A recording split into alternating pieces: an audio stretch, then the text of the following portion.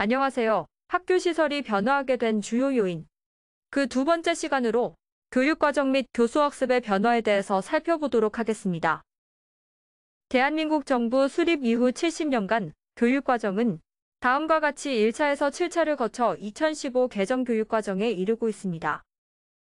대한민국 정부 수립 후 제1차 교육과정이 실시되기 전까지는 미 군정기에 제정한 교과목과 연간시간 수를 나타낸 교수요목기를 사용하였으며 이후 1954년 4월 20일 문교부령 제3호 공포를 통해 1955년 8월부터 제1차 교육과정을 시행하였습니다. 이는 정부 수립 후 처음 제정된 교육과정으로 10년간 지속되었으며 그 후 기본 원칙의 방향이 되었습니다.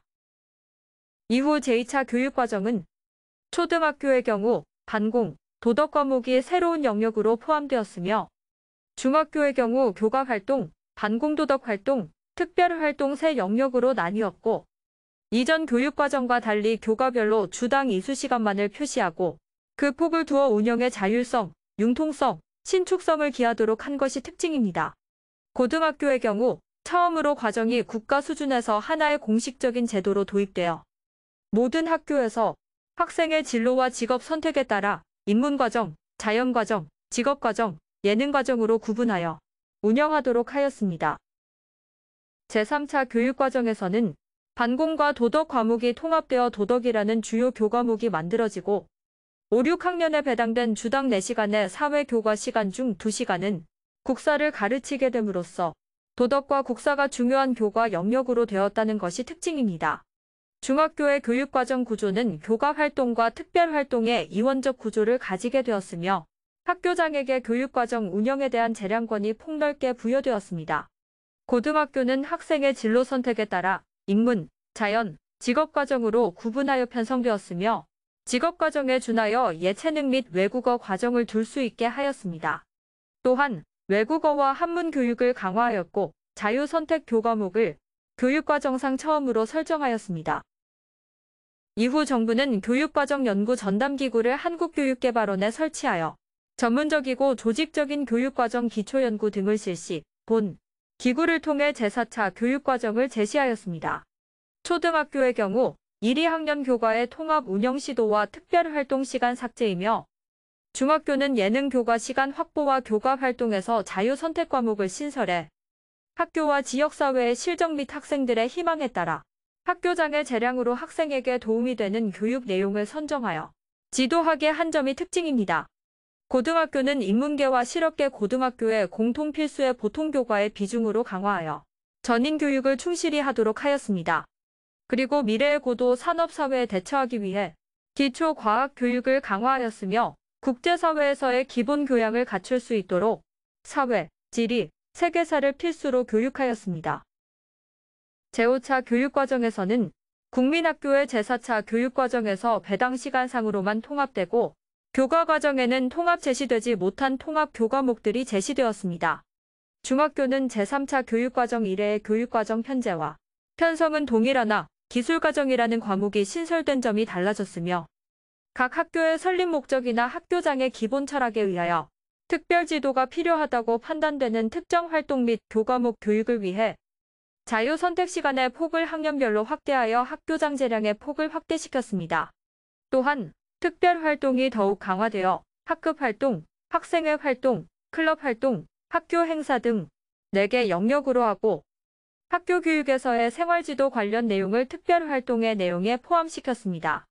고등학교는 이수 단위의 표시를 급간제에서 기준단위제로 변경하였으며 사회적 학문적 발전과 요구에 따라 일부 교과목을 통폐합 또는 세분화하였고 특별활동에서 학급활동을 강조하여 학생의 활동과 학교 행사의 시간은 별도로 확보하도록 하였습니다.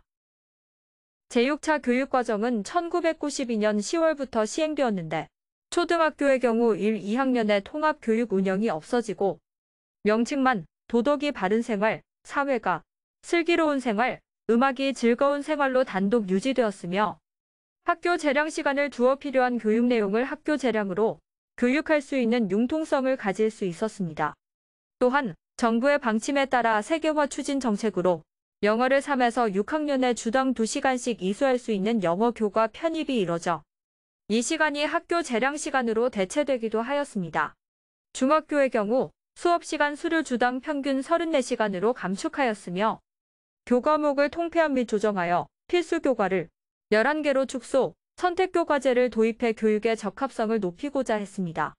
고등학교는 교육부가 고등학교의 이수 과목 전체를 결정하던 중앙 집권형 교육과정 체제에 지방 분권형 교육과정 요소를 도입하여 지역과 학교의 창의적 자율 재량을 확대한 것이 특징입니다.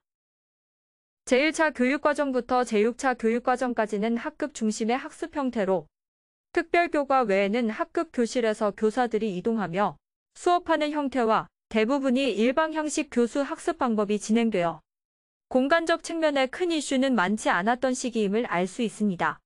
이후 제7차 교육과정에서 이전 교육과정과 많은 차이점을 두어 국민 공통기본 교육과정이 개발되었으며 전학년에 주 2시간의 재량 시간을 주어 학교 단위의 교육과정 운영의 자율권을 줌으로써 교육의 효과를 높이려 하였습니다. 해당 교육과정에서 가장 중요한 특징은 수준별 교육과정이 도입된 점입니다. 국어, 과학, 사회 과목은 심화 보충형 수준별 교육과정, 수학 교과는 단계형 수준별 교육과정을 실시, 교육과정과 학교 공간 계획에 큰 변화의 특징을 보였습니다. 이후 2002-2007 개정 교육과정을 거쳤으며 마지막으로 2015 개정 교육과정이 제정, 현재까지 적용되고 있는 교육과정입니다. 초등학교의 경우 인문사회적 소양 함양을 위해서 연극교육을 활성화, 독서교육을 강화하고 과학기술 소양 함양을 위해 소프트웨어 교육을 강화하였습니다. 이외 사회적 요구를 반영하여 안전교육을 강화하고 초등학교 저학년 수업시수를 증가한 것이 주요한 변화입니다. 이렇게 학교급별 교육과정이 변화하며 학습 형태 및 교수 학습 방법이 변화하게 되었고 이러한 변화는 학교 공간 계획에 지대한 영향을 주는 교수 학습 방법의 원인으로 나타났습니다. 제1차에서 제5차 교육과정까지의 교과목은 약간의 변화가 있었으나 교육 공간에 대한 요구는 크게 없었으며 전반적으로 학급 중심 학습 형태를 추구하였기에 더욱 그러했습니다.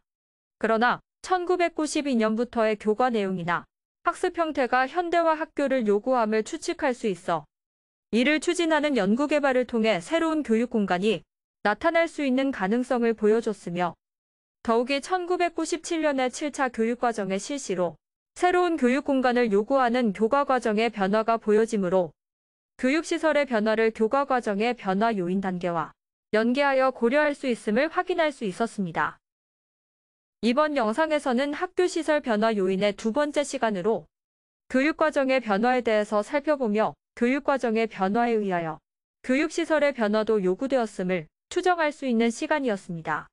다음 영상에서는 앞서 말씀드린 학교시설의 변화 요인 중 시설 기준의 변화에 대해서 소개해드리도록 하겠습니다. 감사합니다.